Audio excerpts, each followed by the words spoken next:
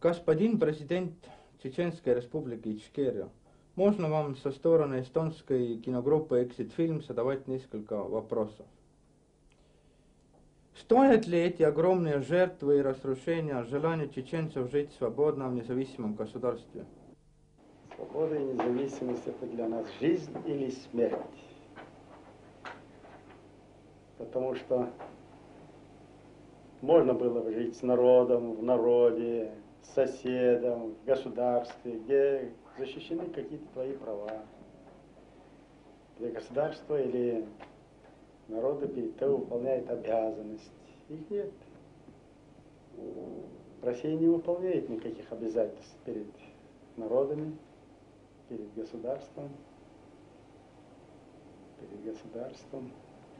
Поэтому нам просто предлагают в лесу выловленного дикого медведя посадили в клетку и говорят: иди, заходи в клетку и живи с ним, дружи. Подай ему лапу с этим зверем и живи дружно. Вот что такое Россия. Что представляет о себе чеченская оппозиция? Весь мир знает, что никакой оппозиции здесь не было, нет на сегодняшний день. Оппозиция должна иметь радикальную программу, свою общественно-политическую структуру, зарегистрированную, деятельность, которая признана в правовом отношении, принята, признана в своей структуре, в подходах. Ничего подобного нет. Россия собирает всех банд группировки преступников России. Их называют кличками оппозиционеры, вооружают их до зубов, платят им огромные деньги, отпускают на это несметные средства, просто немыслимые даже нормального человека воображения. Танки, БТРы, самолеты, грады, смерчи, ураганы, уголовщина, подготовка их за пределами республики на территории России, на специальных базах, военные специалисты России, спецслужбы России. И для примешки несколько, уголовников из чеченской национальности, и это называется весь винегрет оппозиция. Оппозиция по-российски, а по сути дела русизм. Обыкновенный русизм страшнее фашизма, нацизма, расизма, всех человеческо-ненавистских идеологий, возведенный в высший ранг государственной политики России. Русизм страшнее фашизма. Когда фашизм пошел по Европе и миру и наступил на хвост России, она первая заголосила: спасайте весь мир. И весь мир пришел на помощь в борьбе с фашизмом, и сами немцы пришли. И сами немцы отвергли первые фашизм, и весь мир отверг эту чуму. А теперь, когда русизм уничтожает целые народы, сметает с лица земли, причем выбирая самую беспомощную жертву. Всю историю России она выбирает самую беспомощную жертву. На полное физическое уничтожение и реалистическое устрашение мира. Вот какие мы где сильные, мощные, что мы можем, какие коварные, злые, хищные. Нагорный Карабах вычленили и уничтожили полностью это образование. Далее пошли. Абхазию вычленили из Кавказа, из Грузии, уничтожили весь потенциал. Войну с Грузией, Армению с Азербайджаном, а по сути дела российские спецслужбы, российские войска, российское вооружение, российская техника. Южную Осетию вычленили, уничтожили. Северную Осетию, Ингушетию вычленили. И физическое уничтожение целых народов. Насилие, смерть, кровь, уничтожение народного потенциала. Российское руководство всю свою историю, когда ей было тяжело, бежало, на подписание договоров, которые она никогда не соблюдала, не будет соблюдать и не мыслит. Как только укрепится, так начинает снова, вычленяет самого слабого и начинает над ним издеваться. Такова Россия, империя зла, Империя зла как была, есть и остается. Хищность свою, алчность, беспощадность, бездуховность, безнравственность продемонстрировала на Чечне. 250 тысяч войск вооружений. 5600 единиц только бронетехники на территорию. Неслыханное количество в истории против горстки людей и против территории, по которой на карте ищут микроскоп, набросились, успокоив мировую общественность, сделав заявление из уст президента России, что силового решения не будет, будет только мирное решение. И когда под Новый год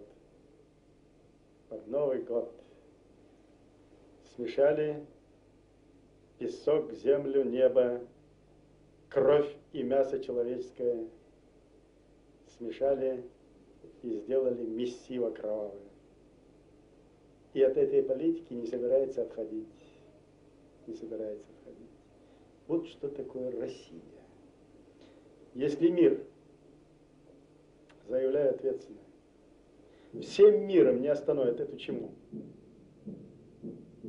или не сделают Россию правовой, по крайней мере, уж демократии там никогда не будет и не было, хотя бы в правовом отношении не соблюдали норм международного права, миру подлежит тяжелейшие потрясения, тяжкие потрясения. До сих пор Россия бряцала танками, армадами войск, а теперь, когда и это сказалось пустой картой, человека нет. У России нет солдата.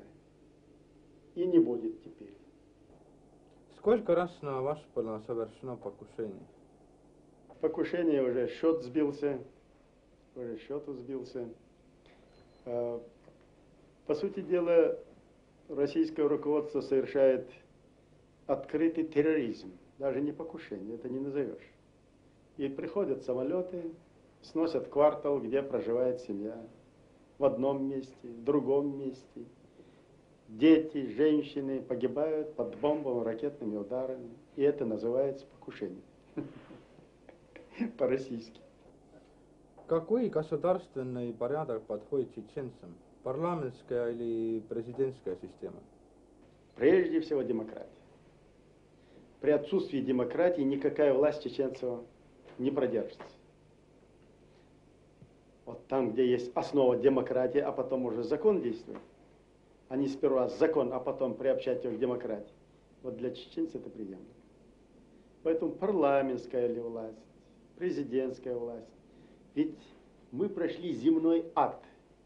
Разрушение, разрушение, разрушение. Значит, отпуск невероятных средств. Только одним росчерком пера Ельцин подписал 150 миллиардов рублей и 500 миллионов долларов для свержения власти Дудаева в Чечне. Только на одном документе. И вот эта вся сила, вся эта мощь, 4 года готовились. 4-летняя подготовка генерального штаба, спецслужб. Посмотрите документы. Какую подготовили программу полного уничтожения нации, депортации всего народа, оставить здесь для развода гибриды, чтобы называться, что они уничтожили. Готовили при всех издержках России, экономических, политических, неустроенности, целые городки в регионах, куда должны были пересечь, 4 года строили специальные барачные городки для резервации чеченского народа. А где эти места? Саратовская, Оренбургская, Волгоградская. Даже 1,5-2 года назад чеченская диаспора, находящаяся там, предлагали: идите, вон вам подготовлены, живите, работайте туда и уходите с этих мест. Беда моя была в том, что я знал об этих планах. Это государственная программа. Посмотрите, Черномырдин подписывает план эвакуации или что там, а на самом деле план депортации. И 8-й пункт гласит: без права возвращения. Вот так приходят ракеты, бомбы, наносят удар, чеченцы выезжают, их там переселяют, выводят из-под бомбового ракетного удара, конечно, дудаевских бандгруппировок. Все это мы уже прошли. Россия только не хочет опомниться, ничего нового не выдумала. Мы пришли волей-неволей к исконному методу нашей демократии. И тот конгресс, который прошел путь, двухлетний путь, мы вынуждены были уже в новом качестве вернуться снова в конгресс чеченского народа. С учетом всех наших ошибок, реалий, где в этот конгресс ходят от сельской местности уровня руководства до высшей политической власти, все входят в состав конгресса. Туда входит совет старейшин и совет илимов. Туда входит и Верховный суд. Чтобы у нас было и право, и закон, и демократия для решения жизненно важных вопросов государственного устройства, значит, важных вопросов для целого народа, граждан республики. Последнее заседание, 4-е заседание Конгресса у нас полностью парализована сейчас правоохранительная деятельность. Правозащитная и правоохранительная. МВД, значит, трудно работать в этих условиях. Прокуратуре трудно работать, как высший орган надзора за законностью и правом. Значит, естественно, и суды работают очень трудно в военных условиях. Кто будет работать, когда школы парализованы, когда придут сейчас по школе нанесут точностные удары с воздуха. Вот это все и заставило народ предложить президенту и правительству перейти на шариатские суды. Сейчас наши ученые, мы придаем это большое значение, чтобы не было разрыва между образовательным процессом, учебным процессом. Период войны, а она неизвестно сколько еще будет длиться, сейчас готовят программу, значит, смешанного направления. Это математика, физика и ислам. Законы Всевышнего, законы природы и законы, которые человек сам нашел своим умственным развитием. У чеченцев существует кровный месть. Распространяется ли это на русских военнослужащих? Кровная месть не распространяется на иноверцев, иноземцев и агрессоров. Кровная месть – это исключительно внутреннее дело, межнациональное, межэтническое, и дальше не распространяется. Но неотвратимость возмездия за преступление против чеченским народом, она существовала, существует, и то, что оно еще сильнее укрепляется, говорит последнее решение Конгресса о создании смертных батальонов. Что это значит?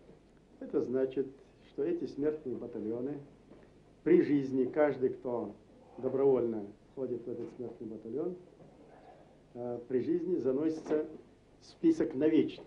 По сути дела, это смертники, которые должны выполнить решение суда, народного суда над преступниками, привести приговор в исполнение.